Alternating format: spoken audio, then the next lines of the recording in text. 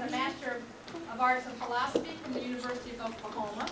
Then he has a Master of Arts in English from Roosevelt University in Chicago, and then has worked toward a PhD at the University of Chicago. So he's been around academically.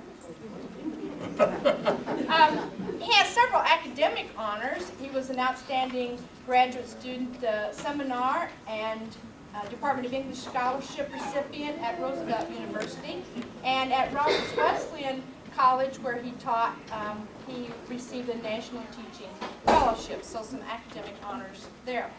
His work here is quite varied. I don't need to tell this audience that, I presume. He came as assistant professor of English and then was promoted to associate professor of English, but of course his life didn't stop there. He was director of institutional research, director of college planning, acting director of external programs, executive director of management of human resources program, the old MHR program, associate dean of alternative programs, dean of alternative and continuing education, and finally, vice president for program development and enrollment. So he is a man of many talents and He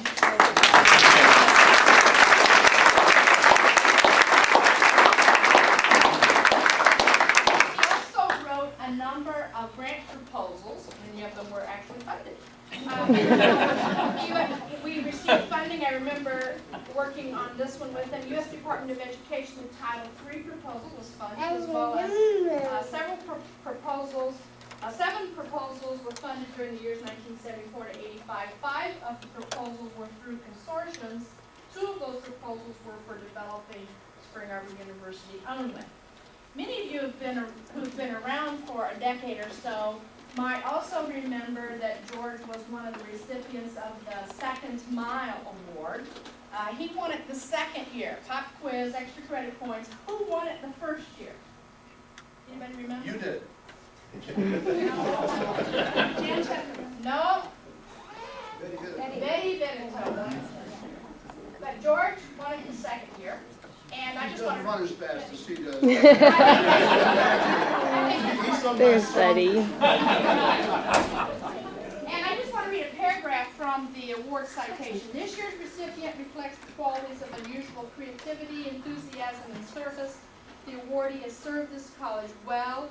As a faculty member and administrator, he has been creative in the classroom and more recently as an administrator. His creative efforts have helped to provide the college with millions of dollars in new revenue over the past 5 years. He has been instrumental in positioning our college beyond its geographic location. He has been a prime mover in giving the college an outreach to the state and the nation. He has helped extend the mission of the college far and wide, perhaps far wider than its founding fathers and mothers ever dreamed possible. Some of you may not know, I certainly did not know this, that George has received an honorary doctorate degree.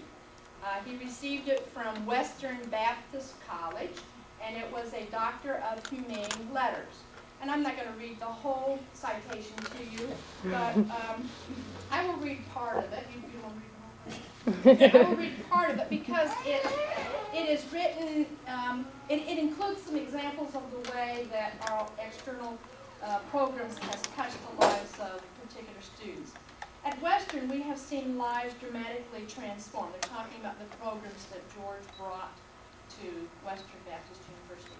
One woman operated a daycare in her home, and she reported how much she hated it, but felt it was the only thing she could do. Upon completing our degree completion program, she joined a corporation in Portland and quickly advanced, winning recognition as an outstanding executive.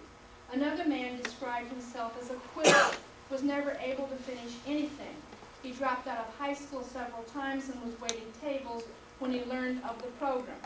Upon completing his degree, he was hired as a counselor in a clinic, a job he had dreamed of. In the past 3 years, nearly 300 adults have entered the degree completion program. Nationally, Mr. Kline has had the opportunity to help over 18 colleges start programs like this, and over the past 9 years, several thousand adults have completed their bachelor's degrees in these programs. So that's his honorary doctorate. We've heard from many people, George. All we had to do was send out a few letters, and then many more letters. The largest batch of letters that we received from any single group was former students. You wouldn't expect that, would you? And I'm not going to read them all. But there are some classics here, I bet. Okay, we have a letter from Lynn Kreiderman. Many of you know Lynn Kreiderman. I suspect there are more people in the room who know Lynn Kreiderman than there are who do not.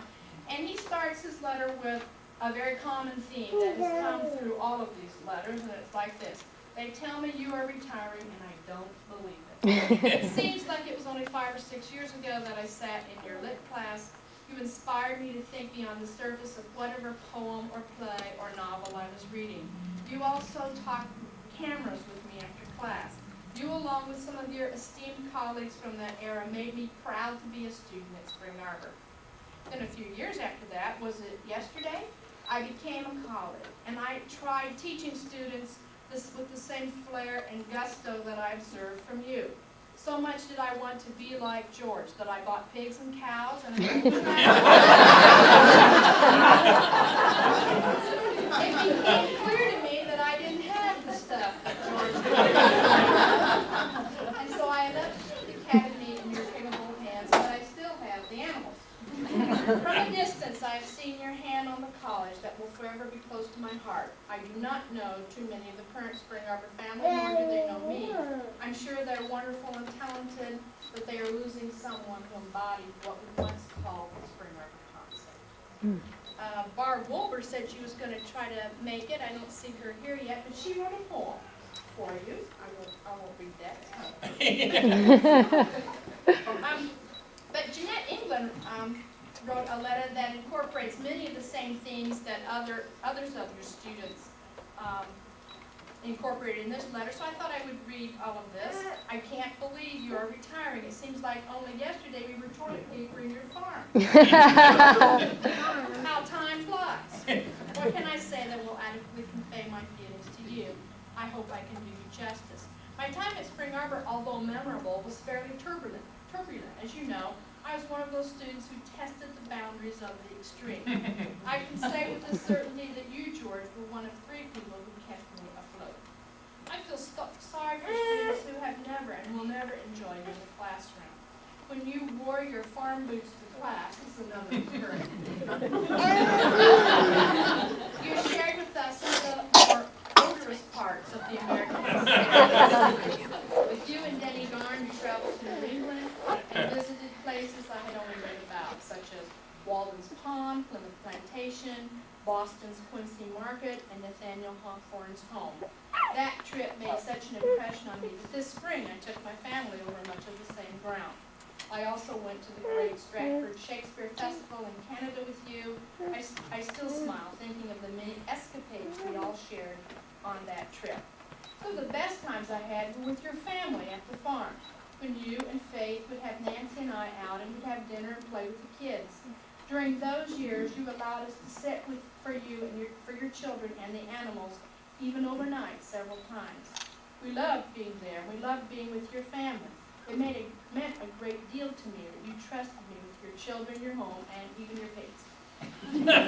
George, you were much more than a professor, though you were a delightful teacher. At times you were a mentor, always a friend, and still other times a surrogate father to a young woman very, very far from home for the first time. You never seemed to try to just understand me. You accepted me the way I was. You were exceptional then and now. And so that's from students. We have another group of folks, former administrators, specifically former deans and presidents. And again, another batch of letters. I won't read them all, but from Ken Kaufman. He has written this. George, I still remember the first time we met approximately 30 years ago. You were a faculty member, and I was a newly appointed vice chair of Spring Arbor's trustees. You were wearing bib overalls and barnyard boots to campus, an image that I felt needed some improvement. Over time, I came to realize there was in you a sleeping giant of great ideas hidden under an exterior of casualness. You've made a significant contribution to the quality and character of education at Spring Arbor during your tenure. Your leadership in providing educational opportunities for non-traditional students has left a major mark on the landscape of many campuses across the nation. You've given Spring Arbor something of which we can all be very proud. Wayne Clugston, a very poetic letter. Wayne was very